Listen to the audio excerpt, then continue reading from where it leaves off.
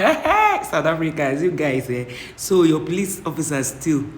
If police officers are stealing, what will now happen to the masses now? Who will the masses now report a case to in case of theft? Hey?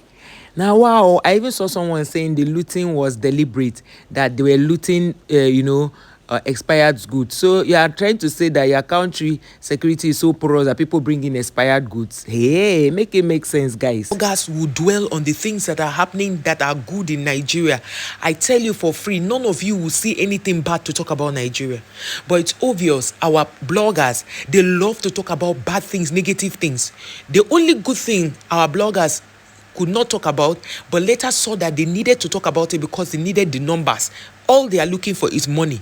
Nigerian bloggers, 97% of Nigerian bloggers love to pass out only bad news, just so they don't know what they are doing to the image of Nigeria. Now, when one of our music producer and star actress, Ekene Umenwa, got married, you saw the way they did not ignore her wedding. Nobody talked about it. Even as they talked about she's a good Christian, she kept herself, she didn't mess up herself with guys in the industry. She's a very good girl. The husband, hit jackpot. Nobody had to. They did spread that kind of news. Immediately, Ekene knelt to greet a minister a song minister, Mrs. Bliss. The whole thing, people, it was trending on Facebook. The next, it started trending on Instagram. Before you know it, on X and all, it trended, and they were forced to post that good news. But because it has a negative undertone, which people were talking about and trying to analyze, look at what happened in South Africa, where a police officer, the other day, a police officer, a 45-year-old police officer, unalived his wife, a 40-year-old woman, because the wife asked him not to bring a side chick into their home. He unalived her. Now, just yesterday, a female police officer was arrested for unaliving 6 people and claiming their insurance. How can people be this? Is it how you people just go about unaliving people? Like, the funny thing in all of this is that you can hardly even hear in Nigeria somebody unalived another person. As in, is bad. It's something that is done. In fact, when they discover it, everybody frowns at it. But it seems like you guys just take pleasure in doing it. You unalive people. When they were saying that in the whole world, South Africa is number 3 in crime, I was thinking, okay, maybe it's media propaganda. But when you go to, I never used to pay attention to South African news.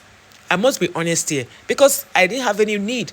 From the time, in fact, what even drew my attention to South Africans was when they started doing this xenophobia against Nigerians. That even made me, but I never paid too much attention to it until the recent war between Chidinma and the South Africans. How on earth did somebody living in your country become identity theft? You guys left from identity theft. So I started becoming interested. And like the YouTube algorithm will always show us what we talk about and what we love to watch, or what we have even spent our time watching in a couple of days. They will always send it to you as notification. Of course, I'll click on it to watch. The news from South Africa had not been splendid at all. One would think, okay, it's still media propaganda. But when 5-10 studio stations are talking about the same thing, and then the annoying part is how one of the relatives came out and talked about that this lady, the lady police officer, will come to their house, showed love for the brother, and they thought they were good. And she showed up for them whenever they needed her assistance, not knowing that. And the way this guy died was mysterious, because they just called them and said they found his dead body somewhere. They should come pick it up and take it to the morgue. Or rather, they have taken it to the morgue. And now they need to bring out a lot of people. They need to do the investigation. Do you know the good thing I love about the police force is that they had to get a very, senior and experienced investigator to go into it. Maybe the guy is also very good in forensic, and then he went into it. And then they have said that let all this insurance body make a very open platform where they can always interface and also use to monitor. They should sync other, with the police and other investment platforms where they can see those who are perpetrating this kind of madness. It doesn't make sense. Every day you wake up and see news of South Africans unaliving people, and you think it's a good thing? No. That shouldn't be something that we should be proud of. The last time I talked about we looking at ourselves as Africans and fighting the common enemy, which is our leaders, the politicians who sit down to eat fat.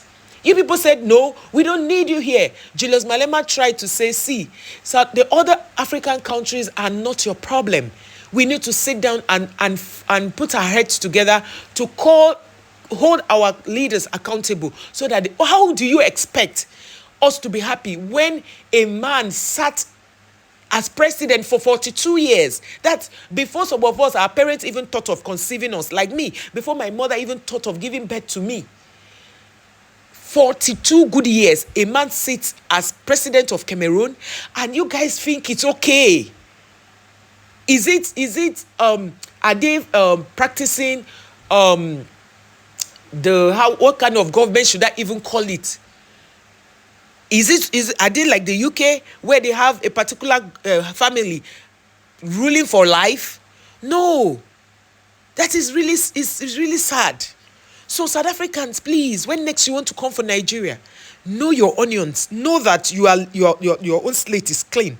Because I have never seen a people who has so many filth being disrespectful against a country that fed them during apartheid, a country that stood for them when they had nobody to stand for them, a country that went to schools, boarding schools in Nigeria, who could afford 3 square meals to cut it down to 2 so that they could save up 1 to send to South Africa and also feed the South Africans who ran to Nigeria for safety.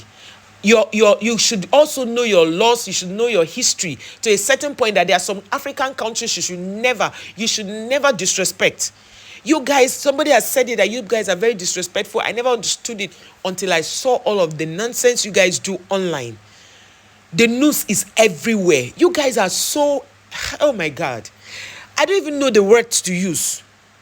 You disrespect Nigerians at every given opportunity, yet your girls are in Lagos flaunting themselves, around Nigerian men. Your girls are into powder business. Your men are lazy. They do nothing other than crime. Now your women are into crime. Oh my God. In Nigeria, for ladies to be into crime, you must have been somebody they've written off. That kind of stuff. A regular woman who has a job cannot just go into crime in Nigeria. We have traditions that checkmates all of those things. Then you wake up and disrespect Nigeria, a country that is bigger than you in everything. I don't blame all of you. I don't blame all of you South Africans who come for Nigerians. I blame our government. I blame Tinubu. I blame Buhari, who sat down to crumble our economy the way it is. I blame them.